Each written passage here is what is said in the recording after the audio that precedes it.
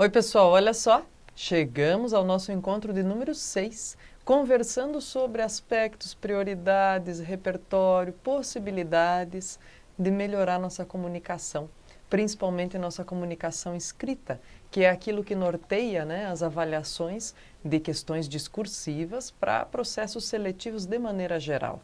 Vestibulares, concursos, Enem, processos seletivos para vaga de emprego, não é verdade? Então tem uma série de questões, de circunstâncias aí que podem nos dar maior repertório, maiores ideias a respeito do todo, né? E chegando nesse nosso sexto encontro, eu queria aproveitar para fazer uma perguntinha inicial para você. Sabe lá do nosso primeiro encontro, você que viu em sequência essas aulas, você que ainda não viu, veja a sequência, gente. Isso é bem bacana porque isso vai dando assim a gradação, né? Os passos daquilo que a gente considera pertinente para melhorar nossa comunicação escrita. Lá no nosso primeiro encontro eu sugeri uma série de possibilidades de angariar repertório, né? Vocabulário, conteúdo, construir conhecimento, construir opinião embasada em informação coerente, uma série de coisinhas aí. Você tem feito isso com cuidado? Você tem observado, tem feito suas anotações? Tem usado rádio, TV, jornais, revistas como ferramentas? Importante, tá, pessoal? Olha só. Agora, chegando ao nosso processo aqui, ao nosso momento, nesse encontro número 6, o que eu queria conversar com vocês é sobre essa influência que o cotidiano pode ter na produção literária. E, mais do que qualquer outra coisa, gente, dois gêneros específicos nos ajudam a perceber isso de maneira muito evidente. São eles, o conto e a crônica. Por isso eu disse, ver o passo a passo aí das nossas aulas é importante. Por quê? Porque nós fomos lá do geral para o específico, né? Trabalhamos aí com a narração e a descrição em que os gêneros se ancoram, são tipos em que os gêneros se ancoram. E agora vamos falar de dois gêneros que, olha, gente, especialmente nos ajudam a ter essa noção, esse privilégio de ponto de vista de algo que aconteceu, sob o ponto de vista de alguém, de histórias bem contadas e como elas podem nos ajudar a melhorar o nosso processo de leitura, recepção, produção de textos, nosso processo criativo para qualquer momento da nossa escrita, beleza? Então vem para cá, ó. Coloquei aqui e apresentando a você que não conhece ou não se lembra, de ter ouvido falar das características de conto e crônica, vou falar delas com carinho e atenção e exemplificar. E também, gente, falar e fazer boas leituras com você aqui, porque é isso, né? Como é que se aprende a ler conto e crônica? Lendo. Como é que se aprende a característica mais especial de um conto ou de uma crônica? Lendo, exercitando, lendo de novo, tá? Com paciência e cuidado, ok? Vamos lá, então. Minha pergunta aí para você é essa, ó. Vai uma boa história aí? Conto e crônica, muito bem. Então vamos lá, gente, ó. Seguindo aqui, o que é que nós temos a partir do nosso título? Vou começar com a proposição aqui de um continho do Paulo Mendes Campos. E ele chama mesmo assim, continho. E daí a gente já vai para a definição, tá? Vamos para o exemplo primeiro. Diz assim: era uma vez um menino triste, magro e barrigudinho, do sertão de Pernambuco. Na soalheira danada do meio-dia, ele estava sentado na poeira do caminho, imaginando bobagem, quando passou um gordo vigário a cavalo. Você aí, menino, para onde vai essa estrada? Ela não vai não, nós é que vamos nela. Engraçadinho de uma figa, como você se chama? Eu não me chamo não, os outros é que me chamam de Zé. Bom, gente, isso aqui é um continho, é uma piada, é uma anedota também, mas pode ser chamado de conto, sim, por quê? Porque ele tem uma sequência narrativa, né? Ele tem início, meio e fim, não tem? Tem. Ele tem uma sequência aí de pontos de encadeamento, então ele pode ser chamado de conto, sim. A gente não pode deixar de esquecer também, deixar de lembrar, não é de esquecer, pessoal. A gente não pode se esquecer, não pode deixar de lembrar, então, que conto, inclusive, gente, na nossa contemporaneidade, existem de todos os tamanhos aí, existe conto de todo tamanho, né? Inclusive os microcontos, que são projetos aí referendados e realizados por muitas organizações, por muitas entidades no Twitter, né? Microcontos de 140 caracteres. Olha, gente, nem sei se esse continho do Paulo Mendes Campos caberia. De repente, teria que ser até reduzido em alguma frase ou outra, em alguma característica ou outra, para caber em apenas 140 caracteres. Então, gente, tem de tudo que é tamanho, né? Mas por propriedade de extensão, o conto, claro, ele costuma ser uma narrativa mais curta do que um romance, uma novela, por exemplo, né? Mas vamos lá. Então, a partir desse exemplo, pessoal, vamos falar um pouquinho de definições. Olha só. O que nós temos aqui na crônica e no conto, né? Crônica, gênero discursivo no qual, a partir da observação e do relato de fatos cotidianos, o autor manifesta sua perspectiva subjetiva, oferecendo uma interpretação que revela ao leitor algo que está por trás das aparências, ou não é percebido pelo senso comum. Nesse sentido, é finalidade da crônica revelar as fissuras do real, aquilo que parece invisível para a maioria das pessoas, ajudando-as a interpretar o que se passa à sua volta. Então, peraí, a definição, gente, é do quê? É que se toma aí, seja um fato, uma situação, né? É uma notícia, vamos supor. A gente pega uma notícia e dela se cria uma história subjetiva, né? Com os personagens que eu quiser escolher para contar essa história dentro daquele tema da notícia. Quer ver? Gente, nós temos muitos exemplos de pessoas que fazem isso com brilhantismo, principalmente na crônica jornalística, né? No texto jornalístico. Eu vou citar um exemplo que sempre é recorrente e bem exemplificador, né? Bem característico dessa abordagem, desse trabalho. É o Moacir Scliar. Um escritor, ele era médico que se transformou em escritor, fez parte durante anos da Academia Brasileira de Letras e mantinha um espaço no caderno cotidiano da Folha de São Paulo, nas segundas-feiras, em que ele tomava uma notícia do jornal, publicada na própria Folha, e a partir dela escrevia uma história, que era, assim, uma crônica sobre aquele fato, ou com base naquele fato, né? Então ele fazia assim, ele colocava o resuminho da notícia aqui do lado do texto que ele ia escrever e do ladinho ele colocava o texto em formato de crônica, aí contando uma história com base naquela notícia, com base naquele acontecimento. Então é um exemplo bem relevante e bem evidente de como fazer isso, né? Como se inspirar, ou como a crônica jornalística se inspira no cotidiano para fazer essas versões, para fazer um texto que pode ter caráter, sim, argumentativo, né? Porque ele pode nos convencer, ele pode demonstrar um ponto de vista e assim por diante. Bom, já o conto, gente, vamos ver no que é que eles se assemelham ou se diferenciam. Vamos ver? Olha só, diz assim, ó, conto, narrativa, então também é igual, né? Igual crônica, uma narrativa também. Puxa vida.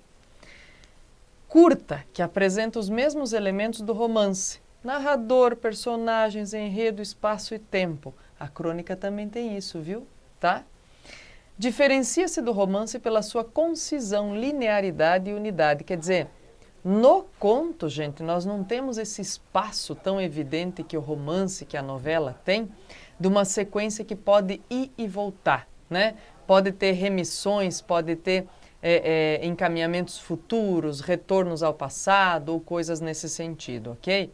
Bom, o conto deve construir uma história focada em um conflito básico e apresentar o desenvolvimento e a resolução básica desse conflito. Então, quer dizer, o conto ele se difere, gente, justamente da novela, do romance, dessas histórias mais longas, por pensar ou por apresentar um conflito, um enredo, um núcleo narrativo, vamos dizer assim, único, exclusivo, tá?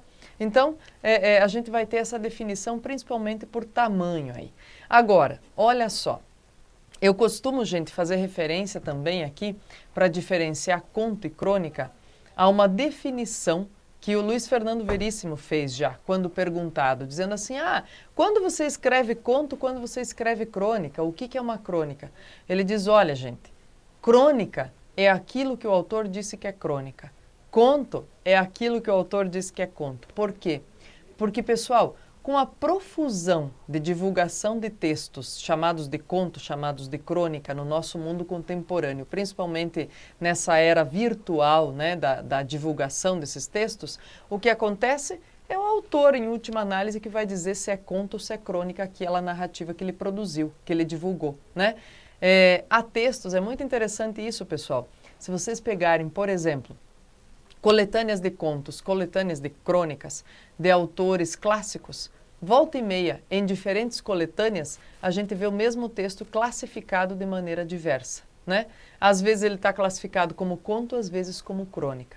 Então, de maneira geral, pessoal, o que a gente vai dizer? Olha, o conto é esse texto que vai trabalhar com um núcleo, com um enredo exclusivo, que vai ter uma dimensão mais curta, mais enxuta do que o romance ou a novela, mas que vai tratar de comportamentos de maneira geral, né? Já a crônica, ela vai ter, assim, uma narrativa muito específica, muito pontual, a respeito daquilo que que tem como inspiração uma notícia, um fato cotidiano, né? Ela é calcada no cotidiano e não em comportamentos mais universais, vamos dizer assim, ok? Então, como o conto o faz. Mas também, pessoal, é importante deixar claro que são gêneros que se entremeiam, que se entrecruzam por demais, tá? Então não fique tão assim bitolado, a dizer, isso aqui é um conto, isso aqui é uma crônica. Mais do que isso, gente, frua, aproveite, aprenda muito com a maneira de confeccionar e publicar crônicas e contos dos escritores clássicos e contemporâneos, beleza? Então vem para cá, falamos de definições, vamos falar de sugestões de leitura? Então olha lá, de coletânea de contos, por exemplo, pessoal, minha sugestão vai aqui, ó, tá no link, aí você pode acessar, vai dar direto num conjunto de contos muito interessantes e importantes para a formação do leitor, né? Você que quer ser um leitor cuidadoso e perceptivo em relação às proposições, olha, gente, leitura de coletânea de contos clássicos é um prato cheio, assim, para se fazer esse repertório. E eu estou colocando aqui uma sugestão de leitura de contos do Machado de Assis, tá? Isso está em domínio público, são contos, em geral, são textos, são narrativas, gente, de 2, 3, 4 páginas no máximo, e você não precisa, isso que é importante também deixar claro, né?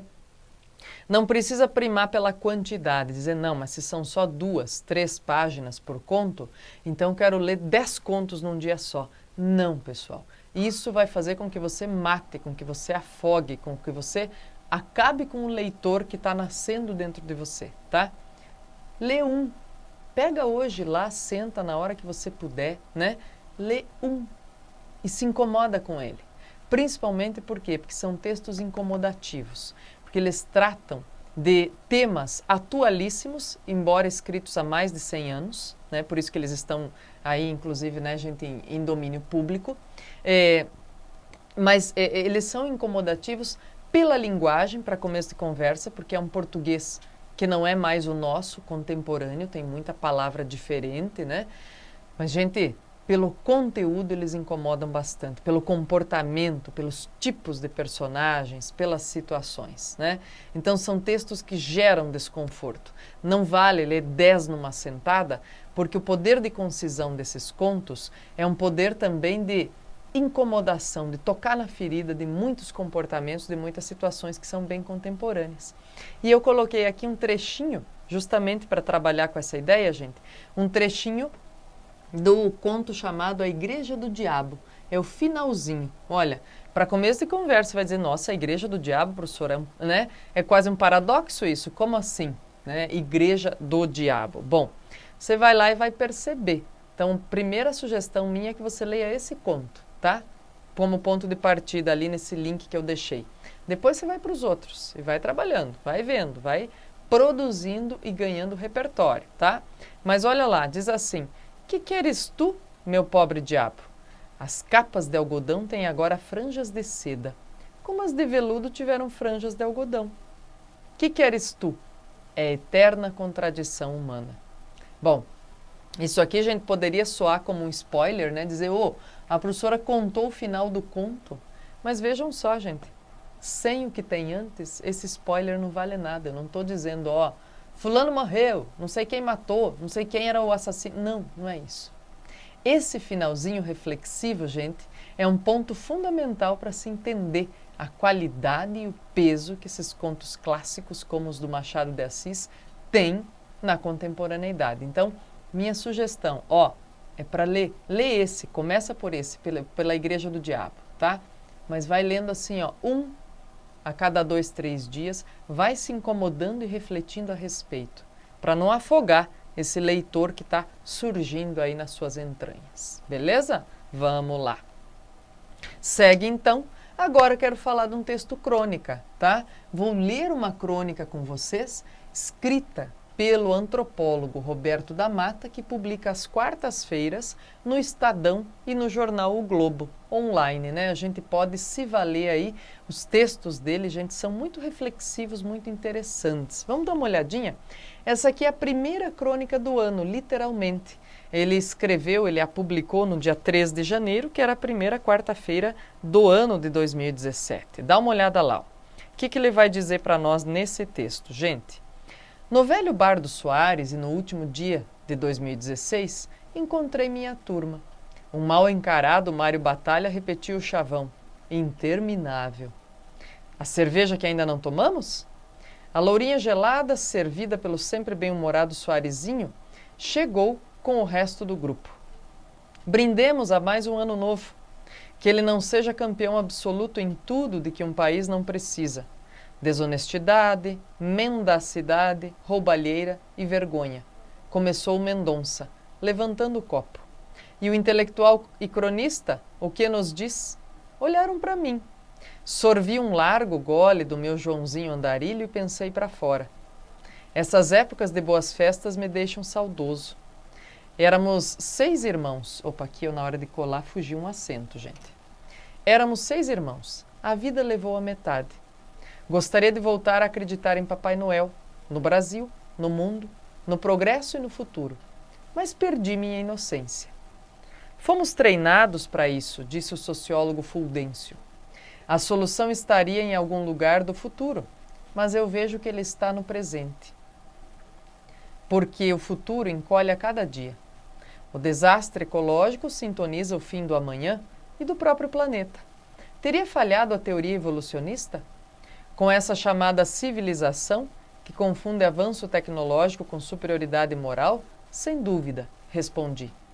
É triste pressentir que o futuro nos escapa e se transforma numa pós-verdade.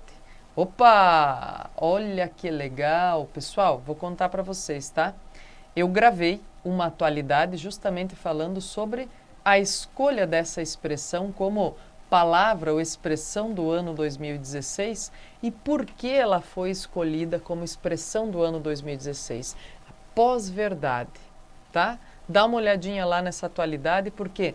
Porque é muito legal você perceber assim, ó, eu posso usar uma expressão dessa no meu texto, né? Se eu tiver propriedade, tá bom? Aliás, moda é inventar novos rótulos para velhas garrafas. Por que ele está dizendo isso depois de usar essa expressão, gente? Porque pós-verdade nada é mais ou menos do que boato, factoide, notícia falsa. Ah, notícia falsa. É o que eles chamaram, é o que a imprensa internacional convencionou chamar no ano de 2016 de pós-verdade. Ah, legal. Daí ele vai dar outros exemplos, olha só. Melhor idade para velhice, disfunção erétil para brochada e pós-verdade para mentira e ignorância. Ele está colocando todos esses exemplos, gente, no mesmo balaio. Isso que a internet, infelizmente, também dissemina.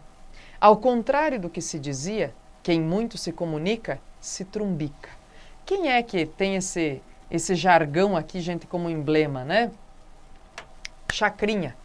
Quem não se comunica, se trumbica. Era o emblema, era o jargão do Chacrinha. E ele está dizendo aqui, ele está questionando esse jargão, dizendo que quem muito se comunica, quem exagera, pode se trumbicar também. Ele diz, espera lá, quem não se comunica, se trumbica, ok, mas quem se comunica demais, também. Falou o Levi, com a segurança dos comentaristas políticos. Alguns riram e pensaram no Chacrinha. Continuei.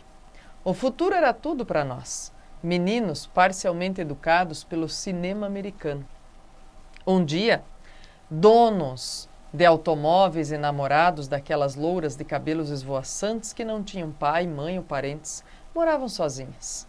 O ano novo leva ao passado, e eu recordei como víamos o nosso futuro nos quadrinhos do Flash Gordon, o herói interplanetário, e lutava contra o imperador Ming do planeta Mong, lembrou meu tio Mário. Acho que era o oposto, contra o Mong do planeta Ming, soltou sorrindo tio Silvio. E que mundo imenso era aquele? Falou o engenheiro Naninho, com a juventude dos seus 82 anos. Lembra, Roberto, o dia em que pegamos um mapa para localizar a tribo de Muviro, o amigo africano do Tarzan? E quando discutimos se as cidades perdidas de Castrum Mare e Castrum Sanguinare representavam Atenas e Esparta, transplantadas para o universo do Edgar Rice Burroughs? Tempos de Papai Noel.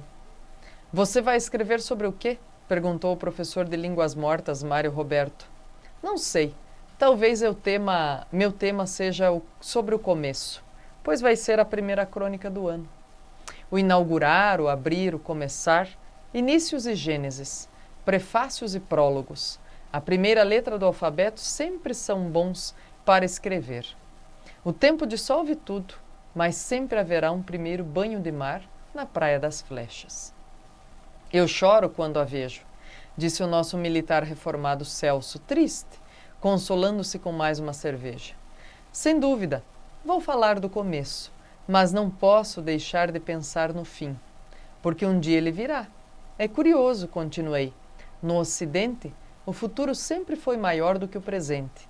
Preocupar-se com o presente, o aqui e o agora, era a missão dos revolucionários, que rejeitavam um paraíso no outro mundo.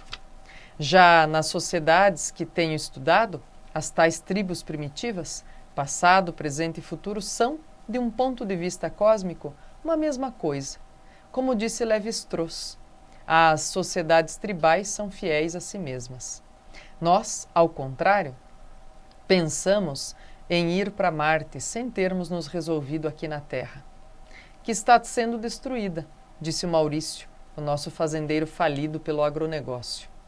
Acho que o segredo da vida está em como construir um espaço entre a primeira e a última vez. Roberto da Mata é antropólogo. Tá aí, gente, o texto dele, então, publicado no jornal O Globo, em 3/1/2017. E a chamada de destaque para esta crônica era justamente uma das frases que está aqui pelo finalzinho do texto dele, né? No Ocidente, o futuro sempre foi maior do que o presente. Preocupar-se com o presente, o aqui e o agora, era a missão dos revolucionários. Gente, é uma crônica reflexiva, é uma crônica argumentativa, sim. Por quê?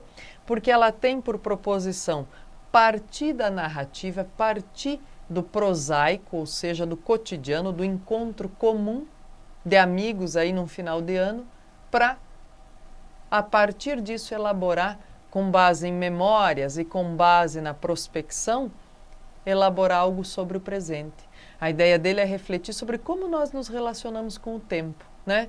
E a percepção que nós temos é que ele vê com negatividade essa história de relegar ao futuro esse pertencimento daquilo que pode ser melhor. Ele diz, espera lá, que tal se a gente viver melhor o presente, né? Que tal se a gente viver melhor o quê, ó? Nessa construção do espaço entre o passado e o futuro, né? Nessa construção do presente, tá?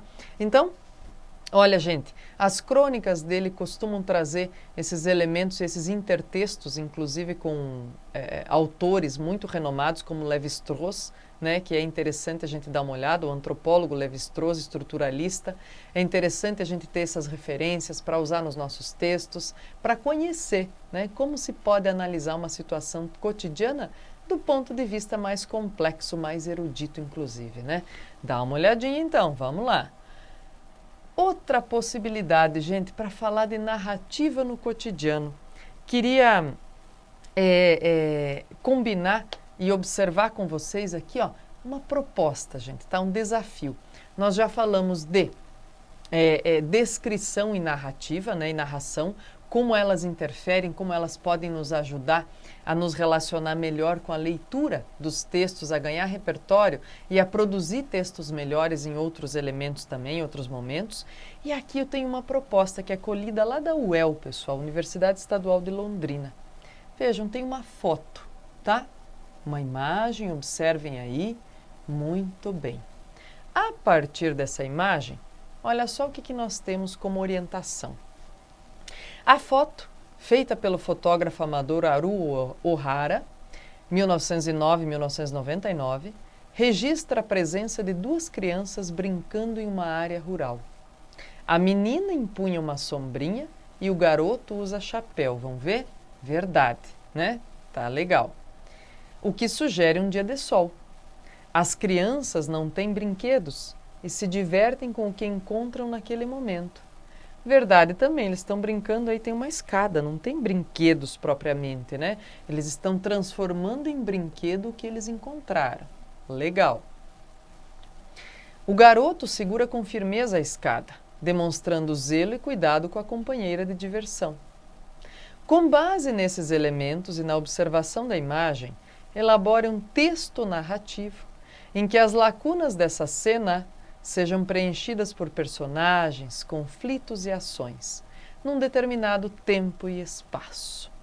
Bom, meu convite para você, gente, é que você escreva para essa foto, para essa imagem, uma crônica. Que tal? Olha só, vamos lá. Nós lemos a crônica do Roberto da Mata e, com base nela, nós percebemos a imagem dos amigos reunidos em torno de uma mesa de um bar, não é verdade? Nós vimos a fotografia deles. Ele construiu para nós essa fotografia, com base no texto. Agora, nós estamos fazendo um trabalho um pouquinho diferente, né? Nós recebemos a fotografia, ou uma das cenas dessa narrativa, uma fotografia dessa narrativa, uma imagem, como ponto de partida, e com base nela nós vamos remontar, reconstruir, projetar as demais. Que tal? Então, proposição, gente, elaboração de uma crônica com uso de descrição, de narração, elementos importantes aí e também, por que não, de argumentação. Que tal? De convencimento sobre comportamentos. Que tal?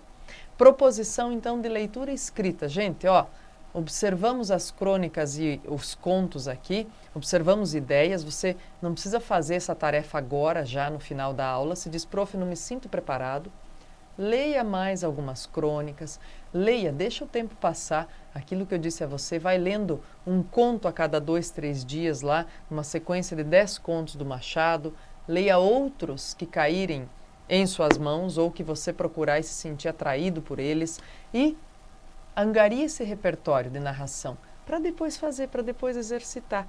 Vale a pena, pessoal, porque ela nos ajuda a perceber elementos, ideias que a gente não percebe se ficar preso sempre aos mesmos gêneros, se não ousar, tá?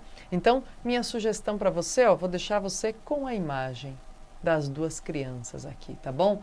Bom trabalho, bons estudos, gente. Já nos vemos em outras aulas. Tchau, tchau!